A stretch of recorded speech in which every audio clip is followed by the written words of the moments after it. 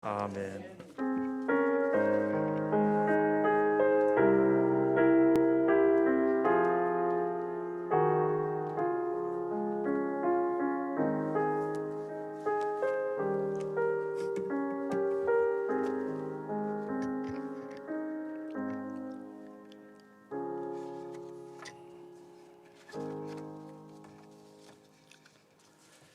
오늘 이 시간 새해를 향하여 함께 믿음으로 나아가는 우리에게 하나님 주신 말씀은 데살로니가후서 3장 16절에서 18절까지의 말씀입니다.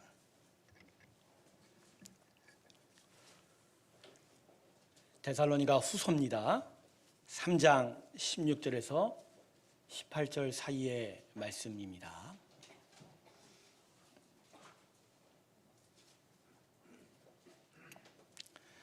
데살로니가후서 3장 16절에서 18절까지의 말씀, 찾으셨으면 제가 읽겠습니다.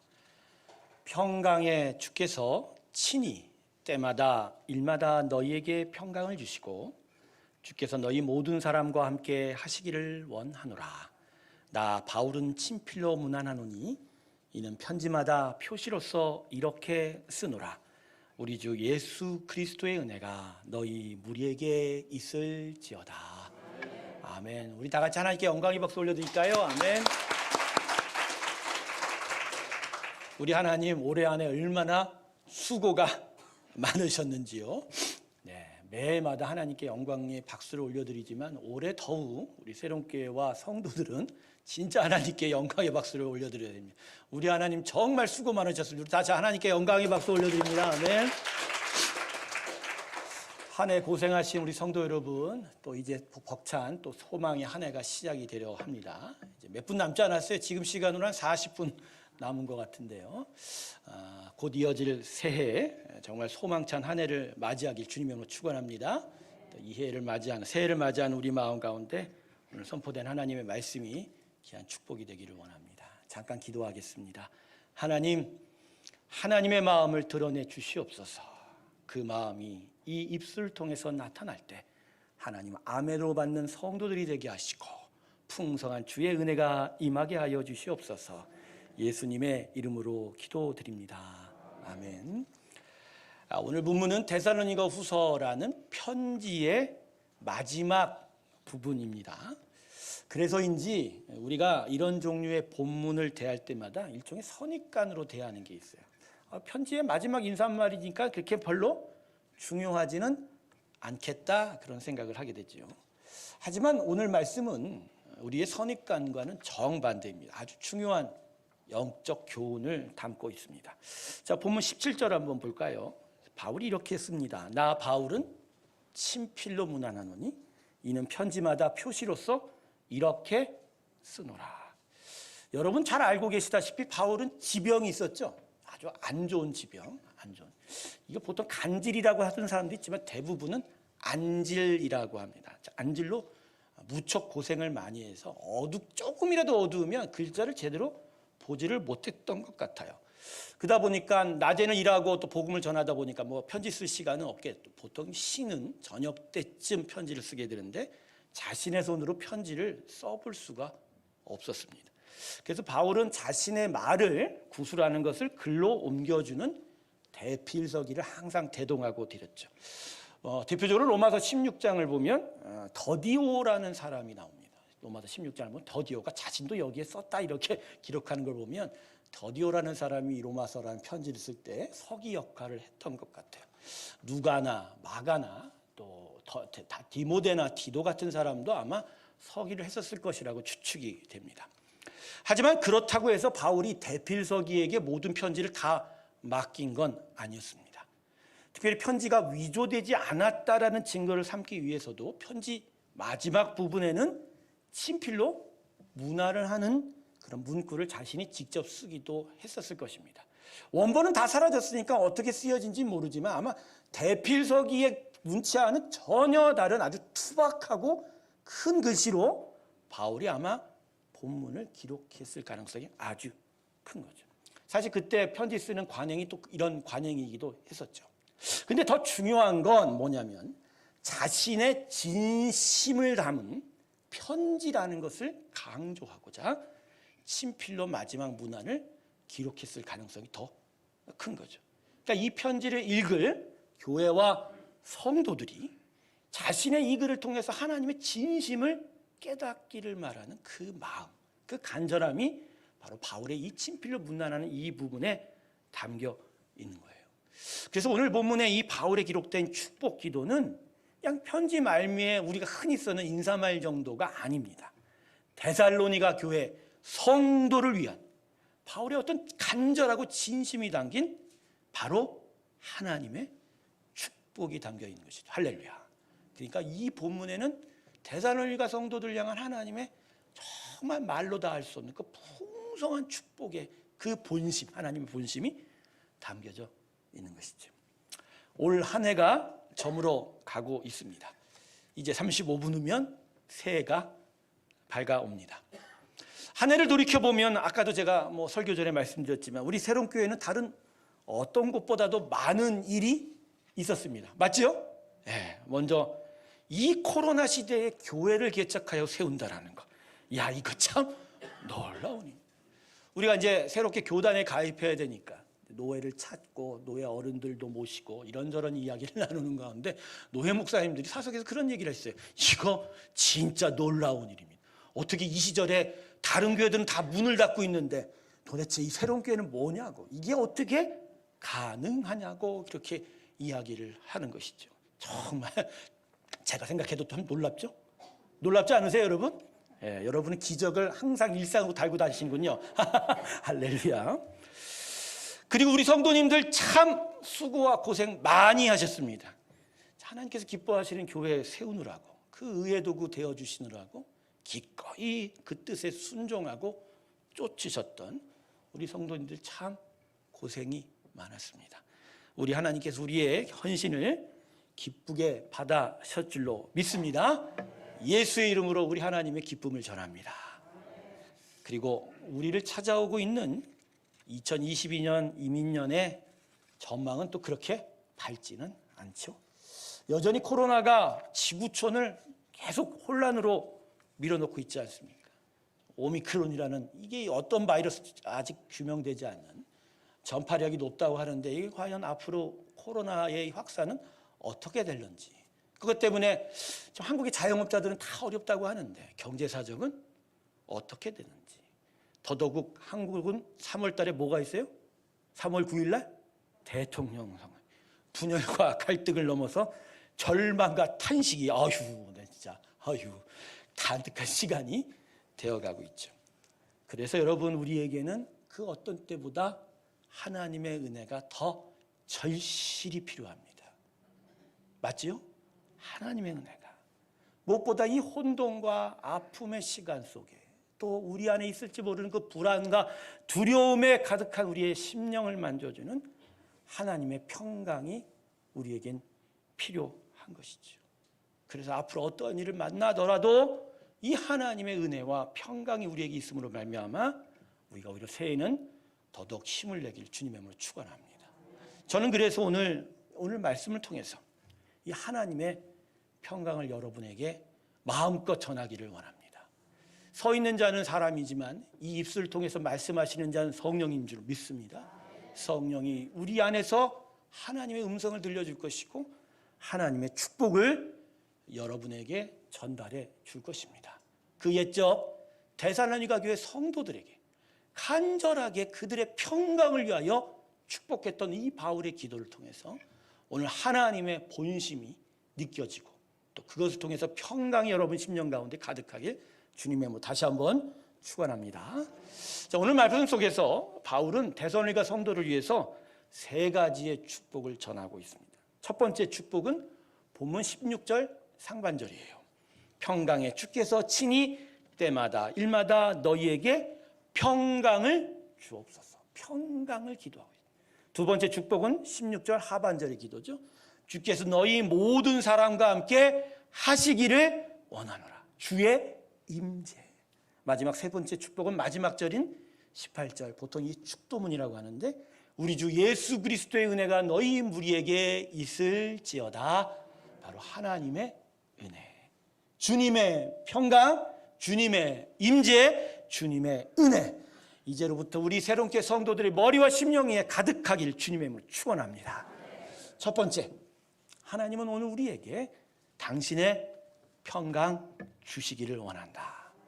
오늘 평강을 받으시길 주님의 이름으로 축원합니다. 평강을 받으세요. 실상 오늘 세 가지의 축복 가운데 가장 중요한 부분이기도 해요.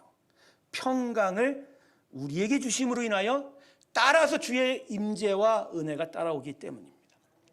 성도 여러분, 평강이 뭐지요? 평화가 뭐냐고요? 여러분, 평강과 평화를 혹시 모든 일이 잘 되어가는 그런 어떤 감성적인 위로감, 안정적인 느낌, 이런 걸로 생각하고 계시나요? 오늘 본문에서 바울이 이야기하는 평강은 그런 정도의 평강이 아닙니다. 자, 오늘 본문 16절을 보세요. 주님을 뭐라고 바울이 표현하고 있죠? 평강의 주께서라고 합니다. 하나님을 뭐라고 이야기해요? 평강의 하나님. 그러니까 평강은 기본적으로 하나님의 소유인 거예요. 평강은 하나님께 속한 거예요. 하나님이 가지신 게 뭐라고요? 평강이라는 것이죠. 그래서 참된 평강은 사람 수준에서 만들어지는 게 아니에요. 우리가 서로 막 위로해주고, 그렇죠? 좋은 어떤 분위기 속에 있거나 또 여러 가지 물건을 얻고 획득할 때 얻는 그러한 감정은 평강이 아니에요. 그죠? 아, 내가 안심할 수 있어 정도의 그러한 감성적인 것이죠. 그런데 상황이 바뀌거나 환경이 변하게 되면 그러한 것들은 단박에 깨지게 되죠. 영원하지 않는 건 평강이 아닙니다. 그래서 하나님이 주시는 평강만이 참된 평강입니다. 왜냐하면 평강은 하나님의 성품 그 자체이기 때문에 변하지 않으시고, 그죠? 바뀌지 않으시고 그 모든 일에 평강으로 함께 하시는 분이 우리 하나님입니다. 할렐루야. 바로 그 평강을 소유하신 하나님이 오늘 우리에게 무엇을 주고 계시고 싶다고요? 당신의 평강을 주고 계시다. 여러분, 이 평강이 우리 가운데 있어야 됩니다. 그럴 때 우리가 이 평강으로 말미암아 정말로 새 힘을 낼 수가 있게 되는 것이죠. 그래서 평강을 대해서 좀 더 한 4가지로 좀 구분해서 설명하려고 합니다. 이것들이 우리에게 큰 위로가 될 것입니다. 먼저 아까도 말씀드렸지만 참된 평강은 누구로부터 온다? 하나님께로 온다. 그리고 제가 말씀드렸죠. 평강은 하나님의 뭐라고요? 성품이다라고. 그래서 그분 안에 있게 되면 어떤 불안과 걱정과 두려움이 없게 되는 거죠. 모든 우주 만물을 만드시고 그것들이 조화롭게 오고 갈 수 있도록 하신 능력이 바로 하나님의 평강이에요. 그래서 하나님을 만나게 되면 모든 것들이 안정적이에요. 우리가 눈에 볼 때 상황이 너무 안 좋아도 하나님 안에 들어가 하나님이 모든 것을 섭리하는 것들을 깨닫게 되면 지금 당장 죽음이 찾아와도 우리의 심령은 어떻게 된다고요? 평강할 수 있는 거예요. 할렐루야. 왜냐하면 지금 죽어도 그 자체로 온 우주 만물의 이 조화스러운 것과 똑같은 바로 참된 복이 우리 가운데 있기 때문입니다. 그래서 이 하나님의 평강이 정말 우리에게 필요한 거죠. 그런데 이 평강은 하나님의 성품이기 때문에 그분을 만나면 당연히 우리가 누릴 수가 있게 되는 거예요. 그래서 여러분, 불안할 때마다 하나님을 만나시길 주님의 축원합니다. 돈과 은이 있어서 불안이 달아나는 게 아니고요. 상황과 환경이 바뀌어야 두려움이 달아나는 게 아니라 누구를 만나면 평강이 온다고요? 평강을 이렇게 깨닫게 되면 진짜 놀라운 복 가운데 거하게 되는 거죠. 그런데 이 하나님을 만나면 찾아오는 하나님의 성품 평강이 우리에게는 선물로 주어진다는 것. 이게 또한 우리를 향한 위로죠. 자, 16절을 보세요. 평강의 주께서 어떻게 하시기 원한다고요? 친히 때마다 일마다 평강 주기를, 즉 하나님은 어떻게 해서든지 어떤 때이든지 무슨 일이든지 항상 우리에게 무엇을 주기를 원한다고? 그래서 우리가 무엇을 하든 우리가 어떤 상황에 있건 상관없어요. 우리가 공로가 있건 보상이 필요하건 그것과는 관계없이 하나님은 언제나 우리에게 평강을 선물로 주시기를 원한다. 저는 우리 성도님들에게 하나님의 마음을 전하고 싶습니다. 2022년 이민년 그 어떤 때에도 하나님은 여러분에게 평강 주기를 원하십니다. 친히 직접 모든 성도들을 만나서 그 10년 가운데 당신의 평강을 주기를 원한다. 그러니까요, 여러분. 때때로 우리가 평강이 깨질 때마다 우리는 어떻게 하면 돼요? 주시고자 하는 선물 또다시 주세요 라고. 하나님께 평강을 구할 때마다 그분은 언제나 조건 없이 우리에게 부어 주실 것입니다. 그리고 하나님께서는 때마다 일마다 평강 주기를 원한다. 때마다가 무슨 의미죠? 아무 때라도 상관없이. 일마다는 어떤 일에도 그죠? 구분이 없이 언제 어디서나 그분은 우리에게 평강 주기를 원한다. 올 한 해를 되돌아보면 우리 각각의 모든 성도님들에게는 참 평강이 깨지는 때가 종종 있었을 겁니다. 그죠? 참, 그리고 뭐 교회 공동체로도 가끔은 진짜 우리가 잘 될 수 있을까라는 의심과 불안에 빠질 때도 참 많다는 거죠. 하지만 항상 때마다 일마다 평강을 주시는 그 하나님의 성품을 바라보면 우리가 불안해하고 두려워할 필요가 없는 거예요. 제가 아까도 말씀드렸죠. 우리 하나님은 변하시는 분이에요? 아니면 안 변하시는 분이에요? 그러니까 그분의 주시고자 하는 평강은 취소가 됩니까? 안 됩니까? 언제나 그분의 평강은 우리 가운데 있는데 우리가 불안해했다는 것이죠.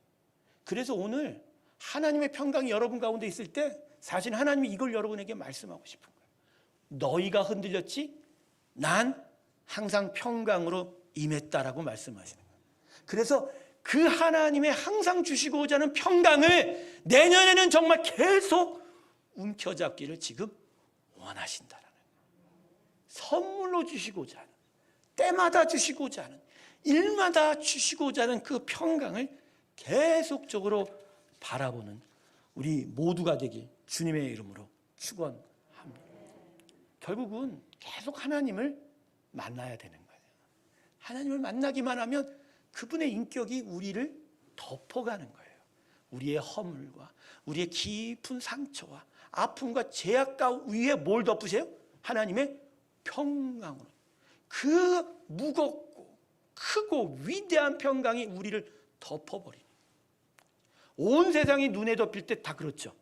어저께까지만 해도 시커멓고 검했던 그 모든 더러운 것들이 새벽에 와서 보면 흰 눈으로 덮여버려요. 고요한. 바로 그것처럼 하나님의 평강이 우리 가운데 덮여져 가는 그런 일들. 바로 하나님을 만나고 또 하나님이 항상 주시고자 하는 것이기 때문에 우리는 언제나 그것을 소유하게 될 줄로 믿습니다. 너무 불안해하지 마세요. 그리고 두려움은 예수의 이름으로 깨트려 버리세요. 하나님은 평강으로 우리를 지켜주실 것입니다. 코로나가 우리의 평강을 깰까요? 아니에요. 당분간의 하나님의 섭리 가운데 이 지구 땅에 존재하고 있지만 오히려 그 가운데서도 하나님은 우리를 지켜내셨다라고 하는 오히려 믿음의 기억을 줌으로 말미암아 우리는 더더욱 평강 가운데로 나아가게 될 줄로 믿습니다. 지난 2달 동안 우리 11월 달에 코로나로 인해 잠시 우리가 예배를 쉬었을 때 참 마음에 불안감이 그것 때보다도 엄습했었습니다만 그럼에도 불구하고 오히려 저는 하나님의 평강을 맛볼 수 있어서 너무나 감사했어요. 하나님이 지켜내신다는 거예요. 하나님이 역사를 이루어 주신다는 거예요. 바로 그러하기 때문에 우리는 더 이상 불안해하거나 두려워하지 말고 오늘도 주시고자 하는 그 평강을 통해서 새해에 더더욱 하나님께 믿음으로 나아가야 될 줄로 믿습니다. 두 번째, 하나님께서 우리에게 무엇을 주시길 원한다고요? 모든 사람과 함께 하시기를 원하노라. 주의 임재입니다. 여러분, 하나님이 우리와 함께 하지 않으면 우리가 어떻게 될까요? 기본적인 생명의 흐름이 끊겨버릴 거예요. 물론 육체의 심장은 만들어 놓았기에 그 만든 수명이 있어요. 계속 콩닥콩닥 움직이다 수명 닿으면 뭐 사그러들겠지만 그러나 영의 호흡은 달라요. 하나님의 임재가 끊겨지면 그분과의 동행이 아니면 순간 정지할 수밖에 없었던 거죠. 근데 이 하나님의 임재가 왜 중요하냐면 하나님이 임재하여 우리를 만나줘야 그 만남 안에서 하나님의 평강을 우리가 얻게 되는데 하나님을 만나지 않으면 우리는 평안할 수가 없는. 그래서 여러분 우리 안에 있는 불안과 두려움은요, 그 실체는 사실은 그 밑바닥을 보면 내가 지금 누구를 만나고 있지 않다? 하나님을 만나고 있지 않다라는. 그런데 참 오늘 중요하죠. 하나님은 당신의 임재를 모든 사람에게 함께하기를 원한다. 평강도 선물로 주시는 하나님이 당신의 임재도 선물로 주셨다. 할렐루야. 우리가 선한 일을 하고 착한 일을 해야 오시는 분이 아니라 예수의 십자가의 은혜로 하나님의 임재는 우리 가운데로 이미 들어오셨고 오늘도 우리를 만나주시는 하나님 되십니다. 할렐루야. 바로 이 하나님 되심을 우리가 더욱더 신뢰하는 내년 한 해가 되기를 원합니다. 여러분, 하나님은 여러분 안에 계십니다. 여러분 안에 살아 계십니다. 그래서 여러분을 지금도 만나고 주고 싶으시고, 그래서 그러므로 말미암아 평강을 얻기를 원한다. 예수님을 믿는 우리의 믿음은요, 다른 이방 종교들이 아니에요. 무엇을 해서 무엇을 받는 그런 거짓이 아니에요. 우리의 믿음은 하나님과의 만남인 거예요. 그분이 임재하고 우리가 그분 앞에 서서 그분의 놀라운 인격 가운데, 그래서 우리가 신뢰하며 나아갈 때 우리가 놀라운 축복 가운데로 나아갈 수 있게 되는 것이죠. 근데요, 한 가지 덧붙일게요. 하나님의 임재가 끊겨질 때가 있어요, 종종. 그건 뭐냐면 우리 안에 죄악이 가득하면 하나님 정말 싫어하거든요. 하나님은 거룩하셔서 죄와 어둠과는 같이 계실 수가 없는 것이죠. 그래서 우리 안에 들어와 계신 성령님도 우리가 범죄하거나 우리 안에 더러움이 가득하면 우리를 찾지 않으시기를 원해요. 그래서 여러분, 하나님의 임재가 선물로 주어져도 그 선물을 매 순간마다 우리가 누리려면 거룩해야 합니다. 2022년에 더 거룩해 주시길 주님의 이름으로 축원합니다. 거룩은 범죄의 차원이 아니라 그걸 뛰어넘어 하나님 앞에 온전하게 서기를 바라는 마음인 거예요. 그래서 하나님의 거룩함이 내 안에서 나타나기를 바라는 그 마음, 거룩을 통해서 하나님의 임재가 여러분 가운데 있길 주님의 이름으로 축원합니다. 이제 마지막 하나님의 세 번째 축복입니다. 하나님께서는 우리에게 은혜 주시기를 원하지. 자, 우리 본문 18절 말씀을요, 자신을 향하여 던지세요. 자, 저를 따라합니다. 우리 주 예수 그리스도의 은혜가 나에게 있을지어다. 다시 한번 할까요? 우리 주 예수 그리스도의 은혜가 나에게 있을지어다. 아멘. 보통 고린도후서 13장 마지막 말씀을 이제 목사들이 축도로 하기도 합니다만, 목사님만 할 수 있는 게 축도는 결코 아닙니다. 근데 예배 때 모든 사람이 다 축도하자고 하면 혼란스러우니까 앞에 선 사람 한 사람만 해라, 그렇게 얘기한 거지, 이렇게 오늘 말씀을 갖고 자기에게 축복하는 건 너무나도 당연한 거예요. 왜? 하나님은 이걸 통해서 우리에게 약속을 지금 하고 계시는 거예요. 여러분, 매 예배마다 목회자들의 축도를 어떻게 받아들여요? 그냥 주문처럼 받아들이세요? 아니에요. 예배는 살아있는 거예요. 하나님이 임재하시는 거예요. 하나님의 축복이 우리 안에 지금 전달이 되고 있대요. 그걸 말로 그리고 몸으로 형상화시키는 거예요. 중요한 건 그분은 오늘도 우리에게 은혜 베푸기를 원하신다. 할렐루야. 바로 그 은혜, 바로 그 은혜가 새해 밝아오는 2022년 이민년에도 함께 계속 된다라는 거예요. 결국 믿음의 삶에 결론적으로 필요한 게 뭐죠? 오직 그라시아, 솔라 그라시아, 은혜인 거예요. 은혜가 없으면 모든 것이 어떻게 된다? 허사인. 근데 여러분, 은혜가 뭐죠? 우리를 불쌍히 보시는 하나님의 마음인 거예요. 하나님은 그래서 오늘도 우리를 어떻게 보신다? 범죄함이 그렇게 많고 어두운 것들이 그렇게 많고 시기, 다툼, 분노, 그죠? 서로가 서로를 탐하고 욕심하는 그 많은 것들이 우리 안에 여전히 있음에도 불구하고 하나님은 우리를 지금 불쌍히 보는 이유는 그분은 우리를 어떻게 정말 구원하기를 원하시는 그 긍휼한 마음으로 보고 있다라는 것입니다. 그래서 여러분, 진짜 하나님께 은혜를 간구하는 자는 결코 하나님 지나치지 않으세요. 결국 은혜를 바라는 자는 진짜 하나님을 찾는 자이기 때문인 거죠. 내년에도 언제나 어디서나 하나님의 은혜를 항상 구하시길 주님의 이름으로 축원합니다. 그 은혜가 있어야 우리가 온전히 살아가는 것 아닙니까? 저는 선포합니다. 예수의 이름으로 새로운 교회와 성도들에게 은혜가 풍성히 넘칠지어다. 하나님은 정말, 제가 이 말씀을 준비하면서 울었어요. 이 부분에서. 왜냐하면 진짜 은혜가 필요하거든요. 은혜라는 게 그렇더라고요. 단 한순간도 우리를 불쌍히 여기지 않으면 우리는 진짜 제대로 살아갈 수 없어요. 그래도 목회자니까 여러분 성도들의 각 가정과 또 영혼들의 여러 일들을 그나마 제가 조금 알고 있죠. 생각하고 기도해 보면, 그렇죠? 얼마나 어렵고, 그렇죠? 약하고 부족하고, 물론 저 자신 봐도 저도 약하고 얼마나 뭐가 나고 부족한 인생. 그러니까 붙잡고 기도해 보면 우리에게 뭐가 더 필요하다? 은혜가 필요한 겁니다. 정말 내년에, 좀 있으면 내년이 아니라 올해가 되죠.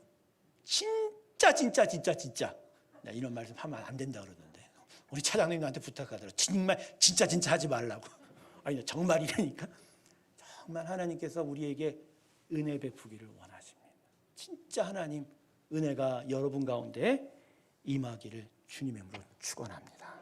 정리하겠습니다. 하나님이 우리에게 세 가지의 복을 약속하셨어요. 먼저 평강을 주시겠다고. 두 번째, 언제나 우리와 함께 하시겠다. 그리고 모든 일에 은혜로 임하시겠다. 이걸 오늘 기억하세요. 그리고 내년 한 해 살아가다가 지칠 때도 있고 주저앉고 싶을 때도 있고 의심이 날 때도 있고 불안하고 불평이 날 때마다 이 세 단어를 기억하세요. 평강이 있을 거지? 임재하신다고 했지? 은혜를 주신다고 했지?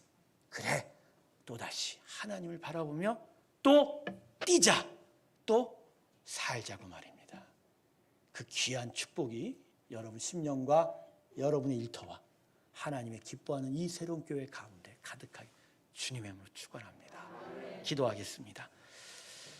바울의 마음을 깨닫습니다. 그건 하나님의 마음이셨습니다.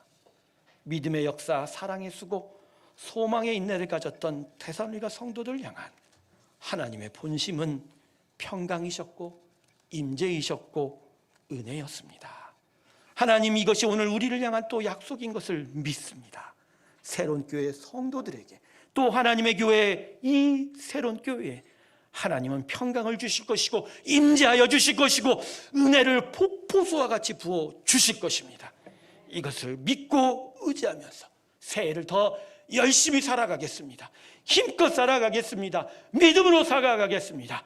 주님 약속을 이루어 주시옵시고 우리는 그 약속을 믿는 하나님의 믿음의 백성 되게 하여 주시옵소서. 예수님의 이름으로 기도드립니다. 아멘. 우리 다 같이 412장 찬송 부르면서 봉헌 주합해 드리겠습니다. 내 영혼의 그 깊은 데서